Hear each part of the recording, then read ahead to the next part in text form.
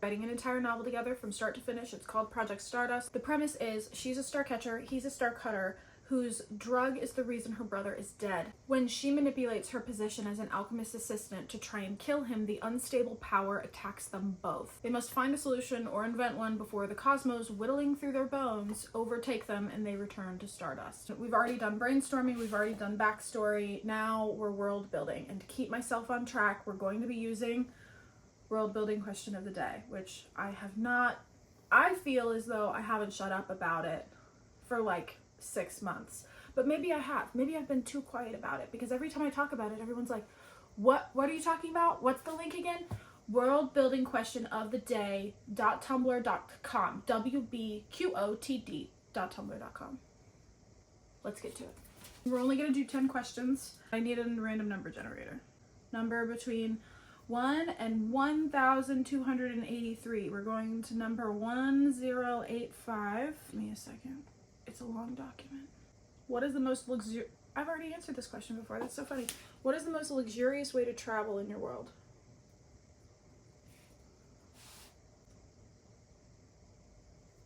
We're living in a world that's somewhere between arcane and medieval. It's a big jump. It's a huge jump. What are you talking about? Okay, we're gonna return to this question later, because that's a hard question to start on. 1214. Describe the 3 most common vehicle models in your setting. I feel like this one is out to get me. We're gonna go again. 564. How would someone in your setting create a new identity for themselves? That's a cool question.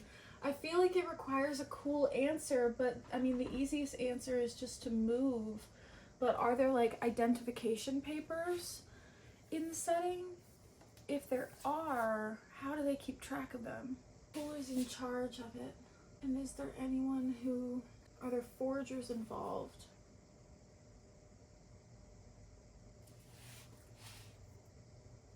Is she? No, but I'm thinking her best friend works at, I don't know what to call it right now, but like the admin office. Like admin affairs for, I can't fucking think of it, identification purposes. Which is how she knows the steps necessary to like really forge something. Especially from the alchemist school. I gotta come up with a new name for that. But what does that say? Oh, these are for the questions. I'm so silly. New identity. It's just like, if they've got everything, who would want to leave? And if they're leaving, where are they going? If they're coming, where are they coming from? 644. What is your world's greatest unsolved mystery? Gotta be the house. I need to know how it works though, because I'm the writer, but I'm not allowed to not know. But they're allowed to not know. You know what I mean? It needs a name. 555, an angel number. How, if at all, does the world end in your culture's mythologies?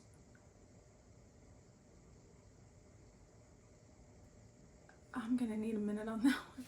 Fuck. For these two, I need the religion.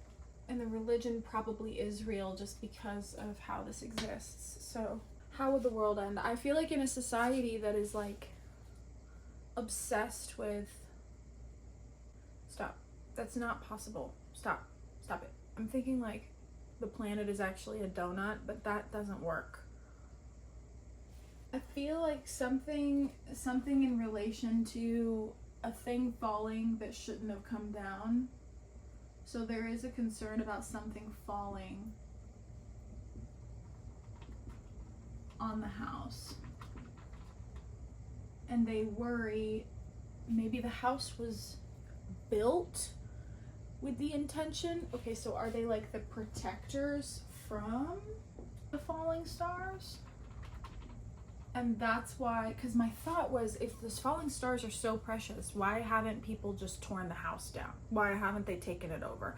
So there's got to be some semblance of fear surrounding it, unless it's physically protected by something, but I can't see that it actually is. I see that it's protected by its reputation rather than by a paycheck. You know what I mean? Maybe it was built as some kind of magnet to save people from the falling stars. Can you imagine just like walking in the backyard and getting hit in the head?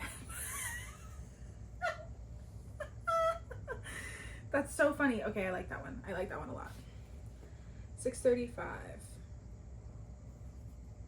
Question number 5. I really like this area of questions. 635. What are the best known prophecies? I don't feel like this is I feel like all of the prophecies that would be known, I like that we're dealing with really like existential questions. I'm glad we're not dealing with travel or vehicle models anymore. I feel like all of the prophecies are coming from the history books. So they're not, like they're already fulfilled, if that makes sense.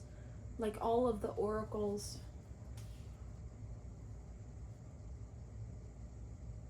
Interesting. All of the oracles are gone.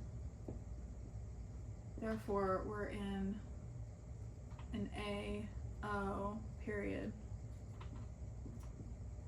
But I don't want P-O. I feel like, you know how we have BCE and CE? I feel like the last oracle's death would be the turn. And I only think that because this question asked. So whatever this last prophecy was is important. The last one unfulfilled. And of course, naturally, it's theirs. Do I know what it is yet? No, I don't. 380. What kinds of things are parents responsible for teaching their children? Or mothers and fathers responsible for teaching different things? I think our main character has 2 dads. Ooh, 390, we're right there. I ran out of storage, so. What was it, 390? It was jewelry, something about jewelry. Yeah, I'm conflicted because it could be, they're either gonna lean into the star thing or they're gonna pull away from the star thing. I'm going with a lean in. I think they're gonna really embrace the sparkles. I think there's going to be a lot of work to imitate the look of stars.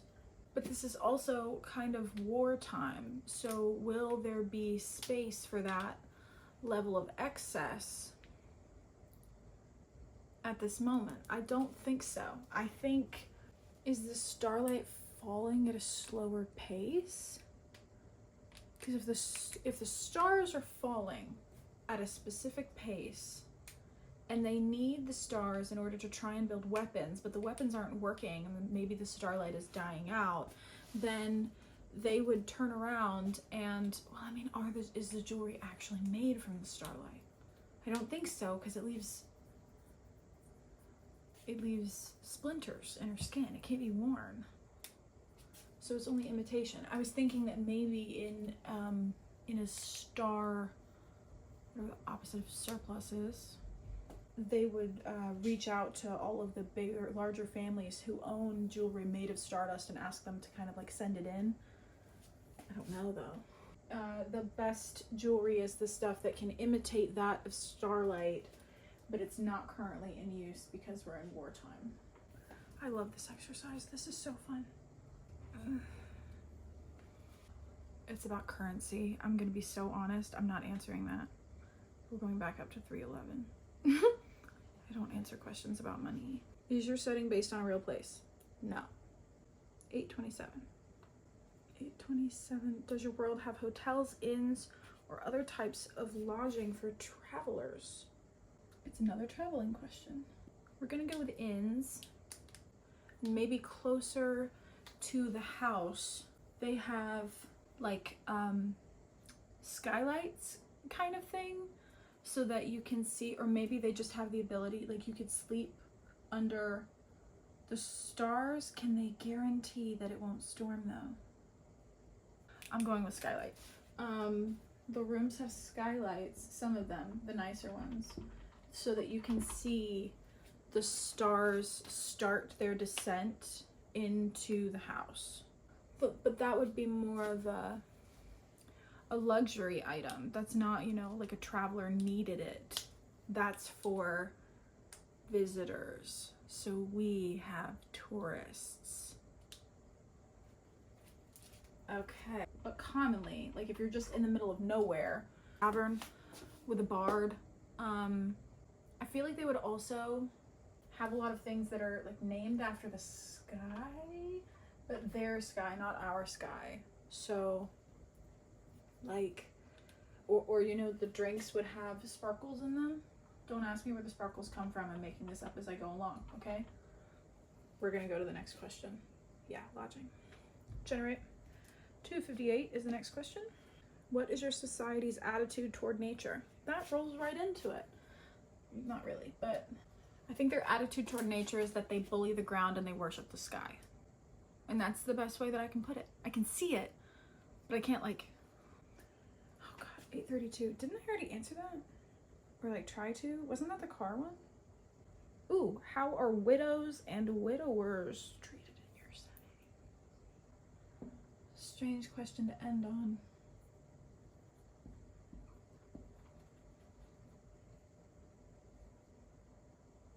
Was the brother married?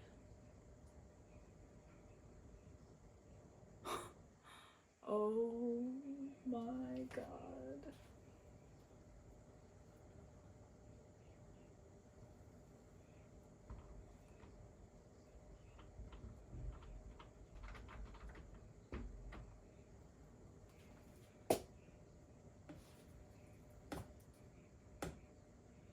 That feels like a breakthrough. You know what I mean? Okay, so just to recap, we still need to find the best way to travel, most expensive way to travel. Why and how do people get new identities? From this question I got that her bestie works in admin affairs, and on the side she forges documentation, which is how our main character gets maybe the ink necessary in order to do that. But the largest mystery in the world is the star-catching house. Fears about the apocalypse are surrounded maybe in the sky crashing down, but do they think the house is the thing that holds it up? That would explain the fear. We're going with that. The house falls. Apocalypse idea is that everyone thinks the world is going to end once the star-catching house falls. Then it would be less about stars and it would be more about the strength to hold up the sky. How are prophecies treated? Discovered that they're all in history, the oracles are all dead, and the last prophecy listed before the new era started is in relation to our main character and our love interest. Going back over here, home/school parenting, I think. And then how to split responsibilities between parents in the household, I don't know the answer to that question. And we're going to come back to that later. Jewelry is really predominated, like it's sparkly, it's shiny, it's all of those things, but it's not worn right now because it's wartime. Lodging, there are tourists in the area because of this fear and they just want to see it. But out in the middle of nowhere, it's just like medieval stuff. Attitude toward the earth. I said that they bully the ground and they worship the sky. And then widows are treated with respect, but the reason that that question showed up, I'm convinced, is because her bestie is not just her bestie, it's her sister-in-law. So her husband died as a result of the drug. Do I go ahead and just do the God thing now? Normally I start with this. I'm seeing a group for this one. It's not called an oligarchy, but okay. Basically, in a world that honors oracles, quote unquote bullies the earth in comparison to worshiping the sky. Not me subtweeting us. I just realized I did that. Where would this come from? Maybe it wasn't a god. Oh God, I'm gonna make my head hurt. Okay, so if they think that the house is the thing that holds up the sky, then they would probably worship the guy who built it. So we don't necessarily have a worship of the sacred, we have a worship of the secular. There is a lot of focus on architecture, because if the pride is that, you know, this house is the thing that's holding it, and I have no idea why they think this. No idea why they think this, okay? We're dealing with it, all right? One day at a time. But architecture isn't the thing that's gonna get rid of your worst fears at night. So they pray to something. Do they though? I mean, maybe this is just maybe this is a really technical society. It's not really faith-based, but okay.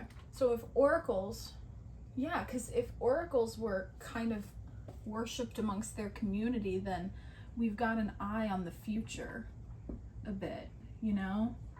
Like what's coming next. So more focused on innovation, perhaps, perchance, if you will, the thing that solves their issue in the plot requires them to go backward rather than forward. Because they're sitting there and they're thinking, oh, technology, technology, technology, but maybe that's not the answer.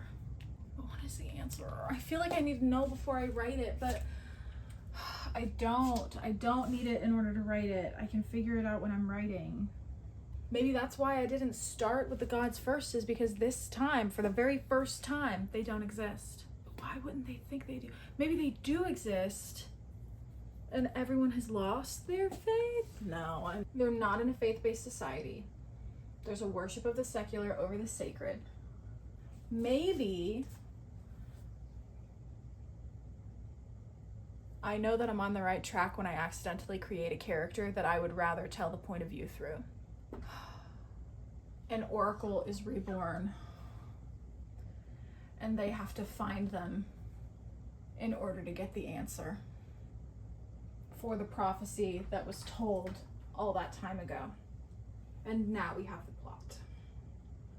Because initially I was thinking that they were just going to be huddled up doing like sciencey things, and I was kind of scared to tell this story because I don't know sciencey things. And fantasy is fantasy, yeah, but it still has to make sense, because otherwise the readers are going to be like, the house doesn't hold up the sky. We know this. But why are the stars called there? It had to have been built over something. Okay, the donut thing that I said earlier, I'm thinking like the planet is actually a donut, but that doesn't work. I'd like to return to that idea in that maybe, hear me out, give me a second, maybe we're dealing with a planet, not a realm, all right? There's a difference. So we're dealing with a planet. It's floating.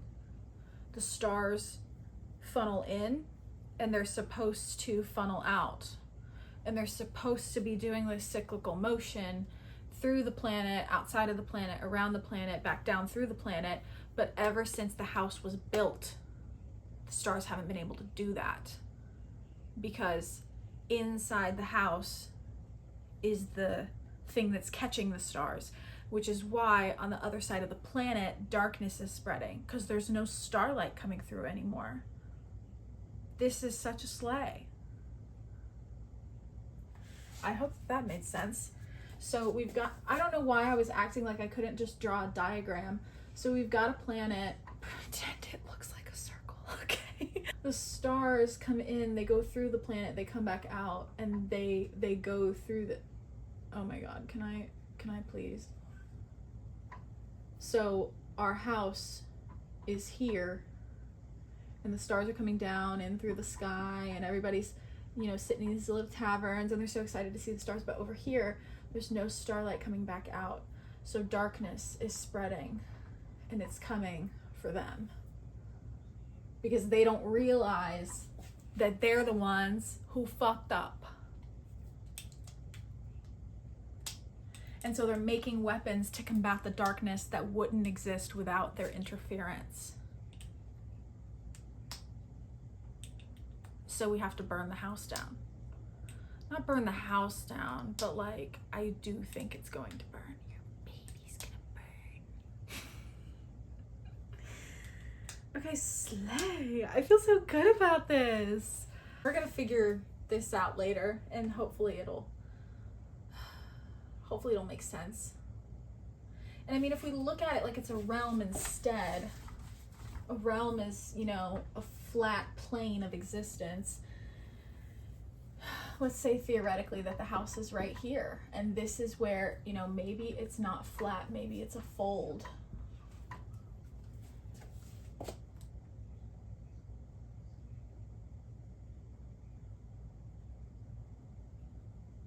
I just broke my brain. We may come back to that, but we're not worried about it right now.